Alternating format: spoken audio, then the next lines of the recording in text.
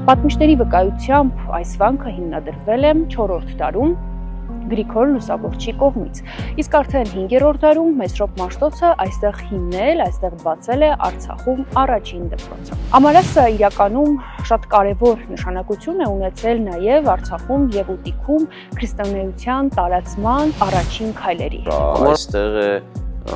տեղի ունեցել մի իրադարձություն, որով նա դարձել է Հայաստանի արևելյան նահանգների գլխավոր հոգևոր խորհրդանիշը։ Ստացվում է, որ մենք հնագույն վանական կենտրոններից մեկի հետ գործ ունենք, եւ սա եւս մեկ ապացույց Արցախ աշխարհի հայկական քաղաքակրթության գլխավոր օջախներից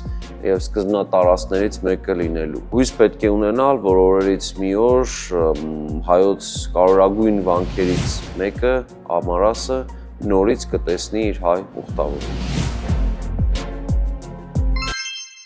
Միացեք մեր էջին, իմացեք ավելին մեր պատմության մասին։